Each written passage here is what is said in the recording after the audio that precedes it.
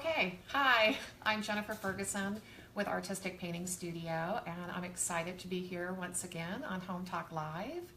I'm here in Huntington Beach, and I'd love for you guys to share where you're tuning in from as you log on. Today we're going to have a fun project working on fabric and doing some fabric painting, and I'd like to also introduce who I have with me here today.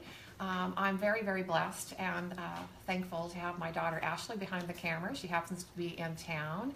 And once again, I still have my son Tyler, who is going to help us out on the computer and help answer questions. As well as, I think Karen will be online also with DIY paint to answer some questions about the paint we have today. So we're going to get started. The first thing that I'm going to be doing is when working with fabric, it can be a challenge if the fabric wants to stretch or pull. So what I like to do is use, this is a brand by Stencil Ease, and there are quite a few different brands, but it's just a spray adhesive and it's repositionable. So it's not a permanent spray adhesive, and make sure you get repositionable, otherwise it might just stick permanently. But it's giving you a sticky surface. So if you look at this can or any of the cans, they all say danger. So go outside, someplace that's well ventilated, and spray the surface. And approximately, I think it's maybe 8 to 10 inches away from the surface. Just spray it.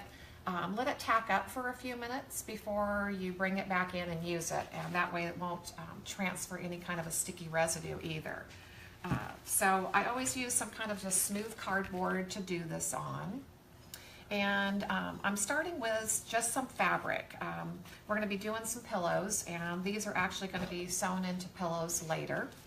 But what I like to do is just open up the fabric, and if it is an actual pillow, you want to just cut the cardboard down into the size that'll actually slide into the pillow form, which I'll show you in the end.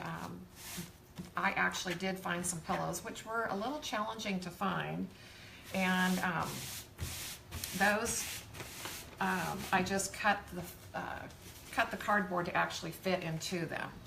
So I just laid out the fabric, and I'm only going to worry about doing one side of it right now, and just smooth it down so that way it's kind of holding it, so as you work on this surface or you're brushing or anything, it's not going to stretch and pull. And what I'm just working with is just a cotton fabric is what I found. So I'm going to stripe this, and the way that I have done this technique, I keep picking up the wrong tape here. I'm going to show you guys a real simple way to actually create stripes. And I almost forgot, we have a Home Talk giveaway today, and the question is, what would you paint on your pillows? So if you want to enter the giveaway, let us know what you would paint. So I'm just going to start out, and I'm just doing an eyeballing technique. I'm not trying to measure or get real particular. And I'm just going to start from either end using my 1-inch tape.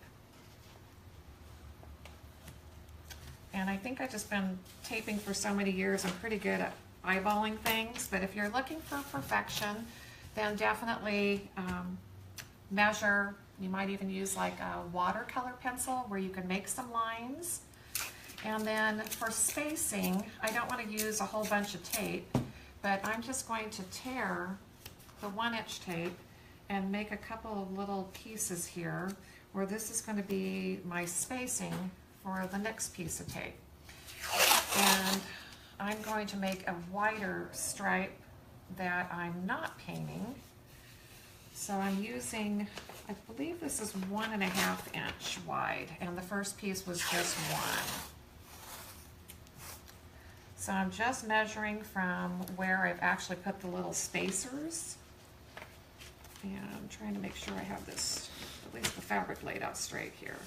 But this is a real easy and fast way to actually do stripes and do some spacing without having to do a lot of measuring and a lot of pre-work.